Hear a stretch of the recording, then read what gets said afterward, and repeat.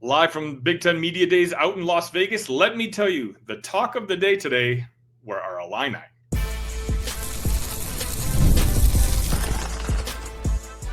You are Locked On Illini, your daily podcast on the Illinois Fighting Illini. Part of the Locked On Podcast Network, your team every day. Welcome one, welcome all to another edition of Locked On Illini. Thank you all so much for making us your first listen each and every day. Today's episode is brought to you by Game Time. Download the Game Time app, create an account, and use code LOCKEDONCollege for $20 off your first purchase. My name is Sonny Verma, your host here at Locked On Illini, where I continue to provide you coverage daily. That's right, every single day. If you're watching this on YouTube, you'll see how I mean it when I give you coverage every single day. Take a look at my backdrop. That's not my normal backdrop. This is literally my hotel room.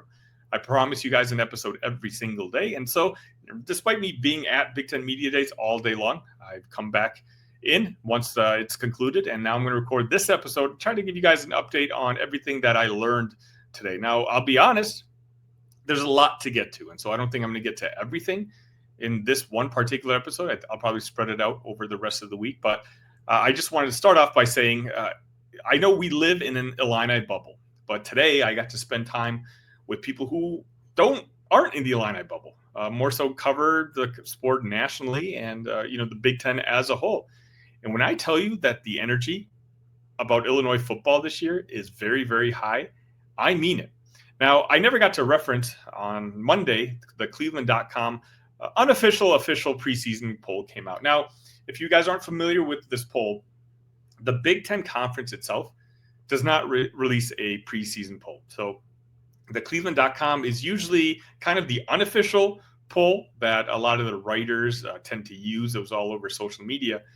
And surprisingly, when this was released on Monday, Illinois was ranked as the number 4 preseason team in the Big Ten Conference. That's right. They were ahead of teams like Michigan, ahead of teams like USC, and in particular, they were ahead of Indiana, who made a lot of noise at Big Ten Days on Tuesday as well. Now, I was somewhat surprised to see this, but not really, right? Over the last couple weeks, in particular, I feel like there's a lot of positive momentum when you're talking about the Illini. A couple months ago, they were starting to be whispered as a possible college football playoff team, and I think it's just gotten to this point now where it's a talking point, right? This team is returning 17 of 22 starters from last year's team, which, by the way, won 10 games and beat an SEC team in their bowl game. And so now people are starting to pay attention. Their summers are over. And now I always say that Big Ten Media Days is the unofficial kickoff to the college football season. And so seeing this ranked as number 4, I talked to a lot of writers and a lot of people about this on Tuesday. And let me tell you, ranked number 4 might actually be pretty low compared to the perspective I was getting back. I recorded an interview with Spencer McLaughlin, who hosts Locked On College Football, and he had the Illini going 10-2 this year.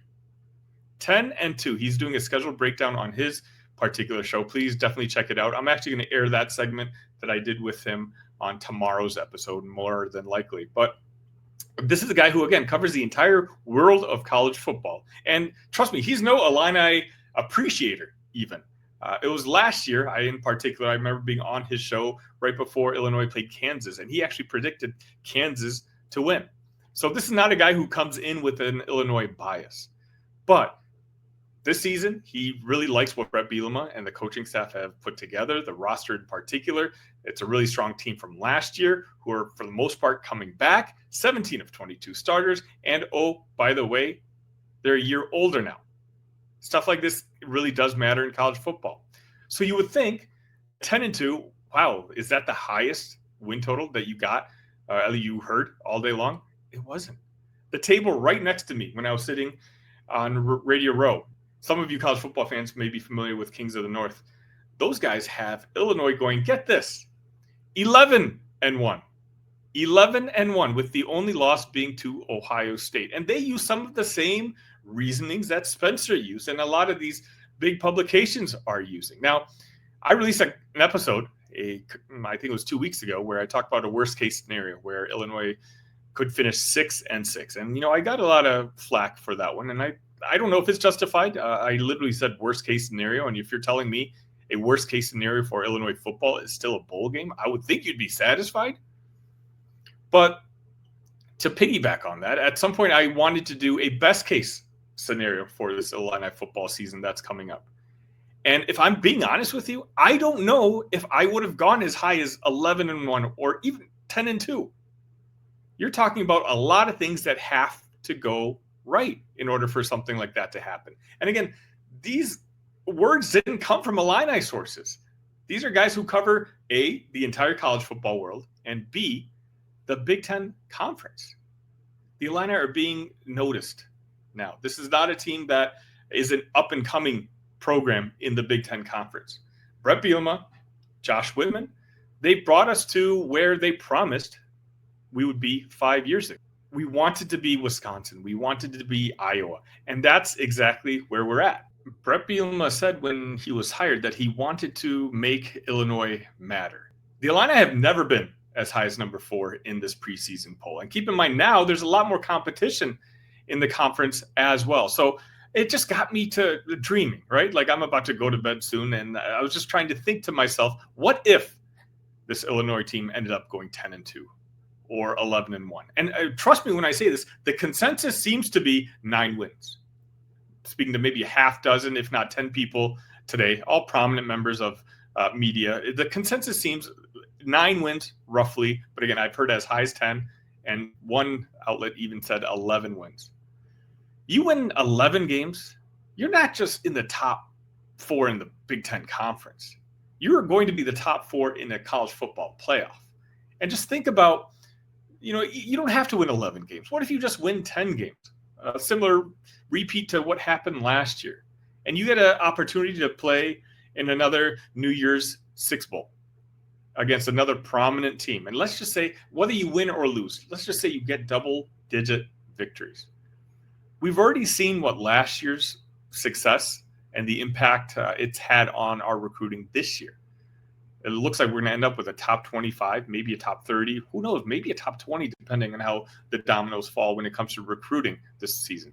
Imagine if you piggyback another 10-win season on top of that. Now, the long-term Illini fans know that Illinois football hasn't followed a great season with another great season since the 80s, I believe it is. So I understand the hesitancy, the skepticism that comes with the expectations that this team seems to have now. But let me remind you, it's been a long time, maybe ever, since we've had a guy in charge like Bret Bielema, a head coach who clearly not just has the respect of the locker room, of the university, but of the Big Ten Conference. And even on a national level, Bret Bielema has kind of become the mouthpiece. The guy, whether he likes it or not, has become kind of the standing spokesman of the Big Ten Conference. And now it's not just with his mouth. It's with his coaching abilities as well. And not just as an up-and-coming Illinois team. Bret Bielema, and I can confirm today, has the national writers believing that Illinois is not just going to be good this year, but Illinois is going to be good to stay.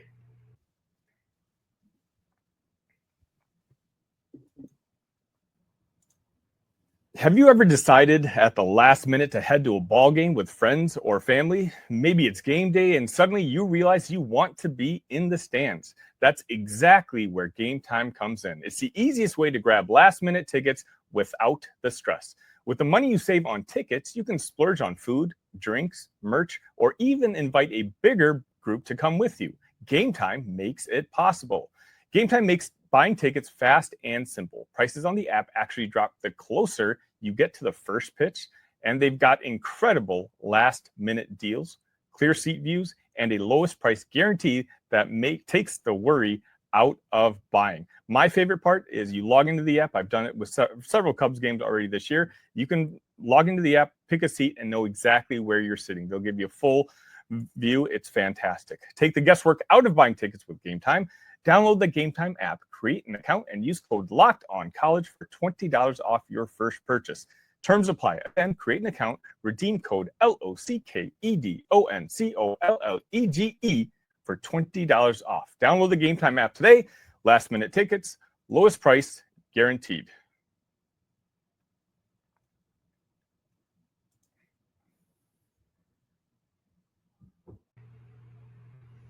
And welcome back. If you haven't already, make sure you hit that like button on this particular video.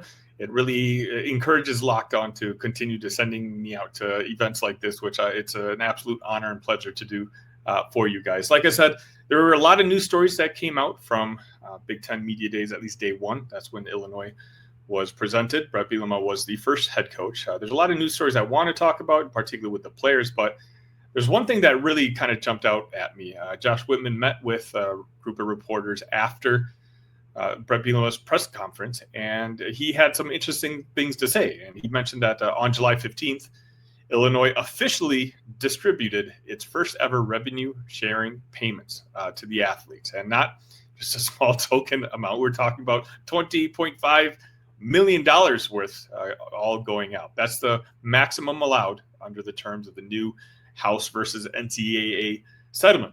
Again, that's not just throwing money at NIL or endorsement deals. That's just actual university shared revenue getting divvied up and directly deposited to Illini athletes right through PayPal, believe it or not.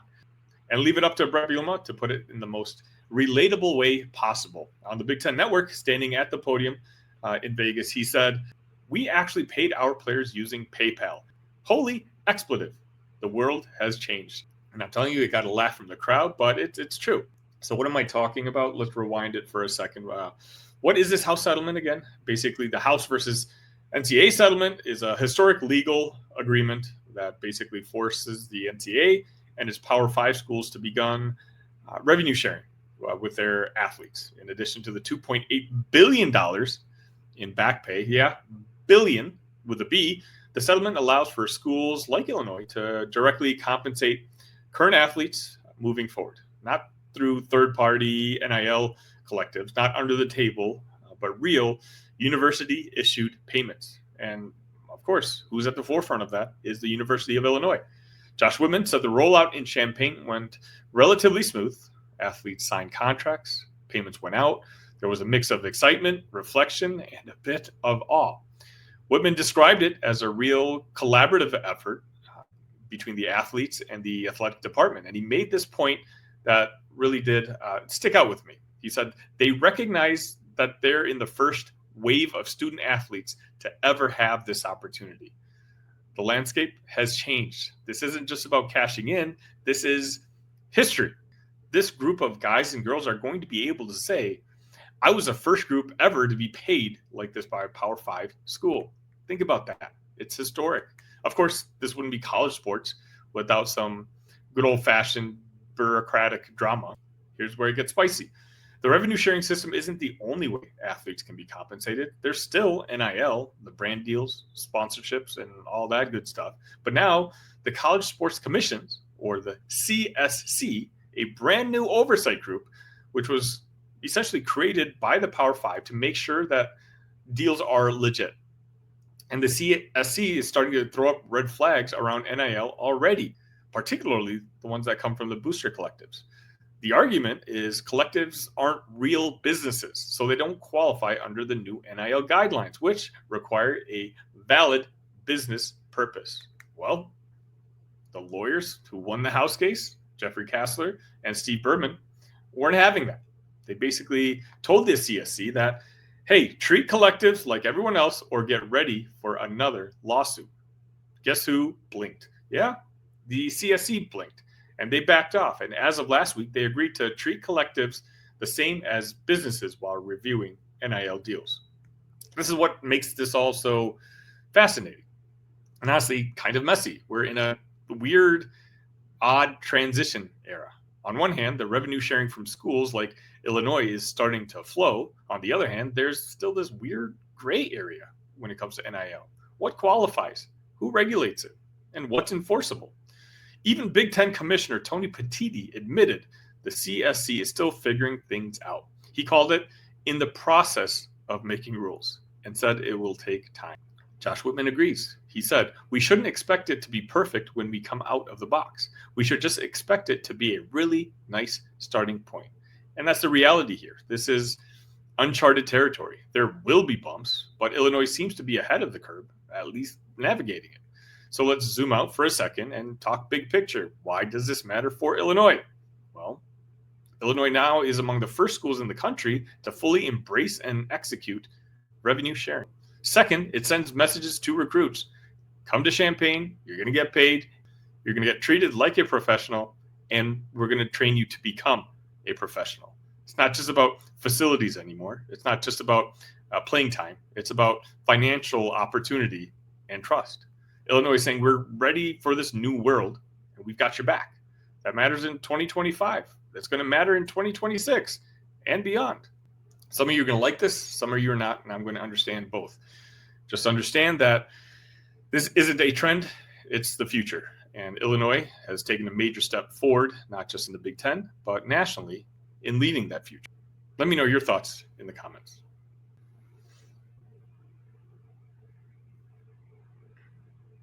And welcome back. If you haven't already joined the Discord, what are you waiting for? Today, we have some very interesting conversations about what Bret Bielema decides to wear on his feet. We talked about Ben Humrickhouse, whether there's a bounce back season coming on. It's again, I know it's the off season, but this is a way for you to interact with other Illini fans. We got over 300 in the Discord, by the way, all day, every day, even during the off season. So you don't have to bother your uncle about Ben Humrickhouse. Just talk to other Illini fans who are absolutely interested in what you're talking about.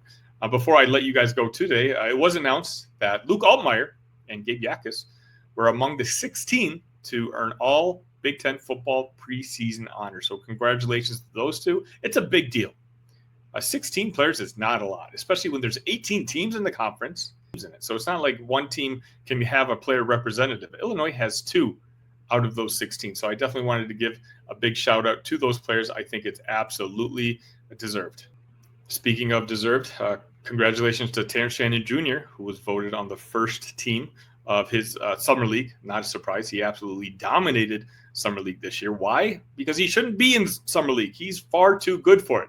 And it does seem like the Minnesota Timberwolves are the last ones to realize this, but at least they're not too late. They are figuring this out. And again, I do think that he's going to have a very prominent role on the Minnesota Timberwolves this upcoming season.